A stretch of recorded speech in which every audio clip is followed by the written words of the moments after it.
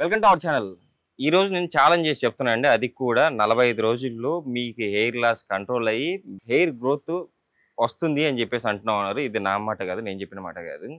Senior clinical pharmacologist doctor Chandini గారు చెప్పిన మాట. అసలు హెయిర్ లాస్ ఎందుకు అవుతుంది, హెయిర్ గ్రోత్ అవ్వాలంటే ఏం చేయాలో ఒక బెస్ట్ రెమెడీ చెప్తా అంటున్నారు. ఈ రెమెడీ కూడా ఛాలెంజ్ చేసి చెప్తా ఉన్నారు.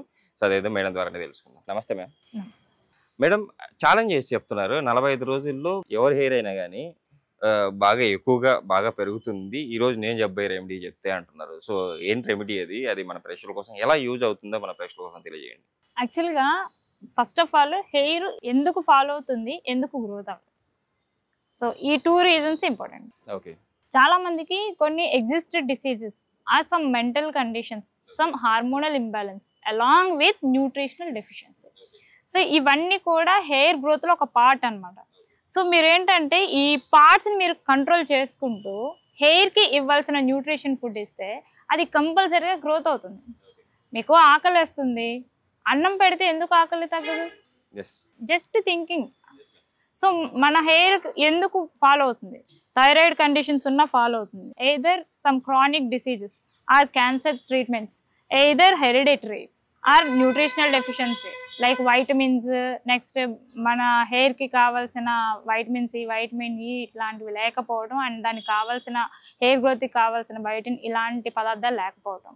అండ్ థర్డ్ థింగ్ ఏంటంటే మన స్కాల్ప్ లోపల ఉండే ఒక పీహెచ్ని మెయింటైన్ అవ్వకపోవడం. అండ్ ఆ హెయిర్లో ఉండే కొన్ని సమ్ ఫంగల్ ఇన్ఫెక్షన్స్ ప్రతిసారి ఉండకపోవచ్చు. లైక్ ఇప్పుడు ఏమవుతుందంటే అంత బాగానే ఉన్నా వాళ్ళ హెయిర్ గ్రోత్ ఉండదు.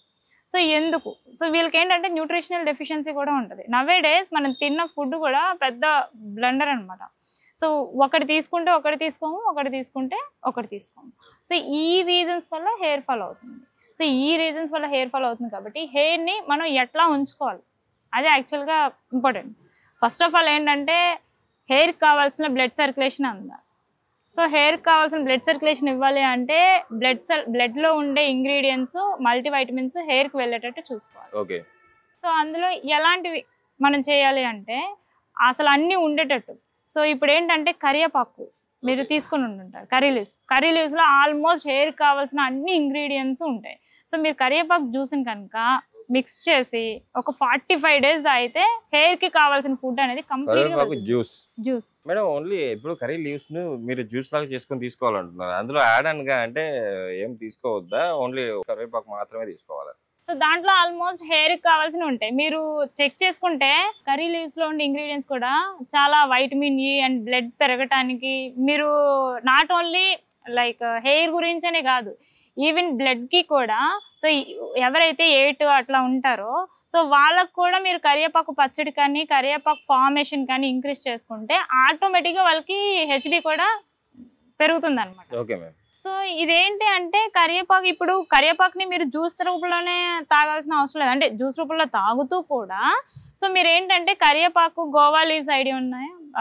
4-5 జామాకులు ఆ రెండింటిని మిక్సీ చేసేసి కర్డ్ ఉంటుంది కదా, ఆ కర్డ్లో కలిపేసి 1 cup ఆఫ్ కర్డ్లో ఈ పేస్ట్ని కలిపేసి అందులో కొద్దిగా 1 tablespoon కోకోనట్ ఆయిల్ వేసేసి ఒక జెల్లా ఉంటుంది.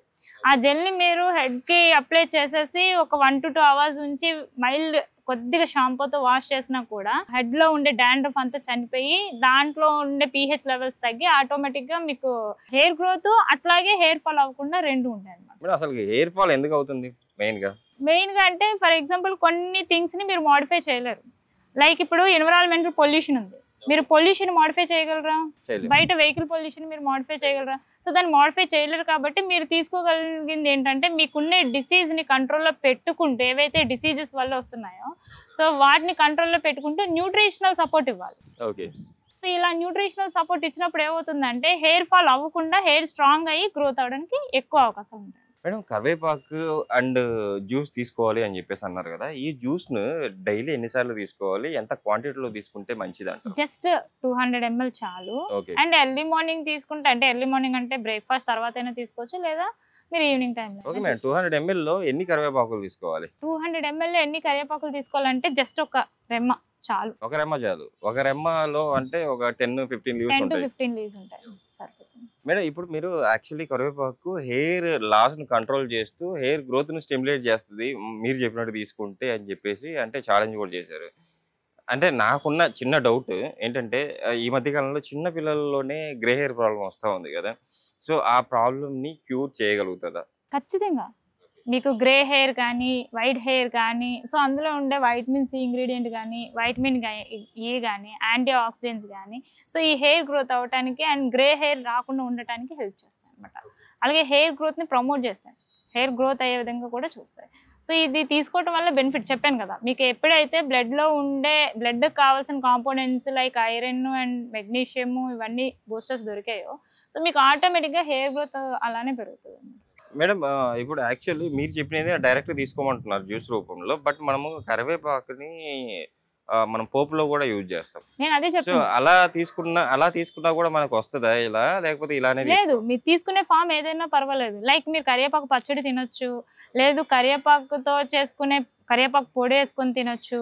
అయితే జ్యూస్ తాగొచ్చు. బట్ ఏంటంటే దీనికొచ్చేటప్పటికి పచ్చడి రాగానే ఉంటది. అట్లాగే నెక్స్ట్ ఏదైతే మీరు జ్యూస్ తీసుకుంటున్నారో అది కూడా రాగానే ఉంటది. ఎప్పుడైనా కానీ ఫుడ్‌ని రాగా తీసుకుంటేనే దాని ఫలితం అనేది 100% ఉంటుంది. Okay madam. సో మీకు పొడిలోకొచ్చేటప్పటికి పౌడర్ చేసుకునేటప్పటికి దాన్ని ఆయిల్‌లో వేయిస్తారు కదా! సో ఆ ఇది అనేది ఉంది. నిజంగా మేడం. ఈరోజు హెయిర్ గ్రోత్‌కి చాలా చక్కటి రెమెడీ అనుకోవాలి. సో, కంపల్సరీ మీరు చెప్పినట్టు మన ప్రేక్షకులందరూ కంపల్సరీ వాడి ఈ ఛాలెంజ్‌ని యాక్సెప్ట్ చేసి వాళ్ళ హెయిర్ గ్రోత్‌ని పొందుతారని చెప్పి ఆశిద్దాం మేడం. ఇంత మంచి ఇన్ఫర్మేషన్ మన ప్రేక్షకులకు ఇచ్చినందుకు థాంక్ యూ.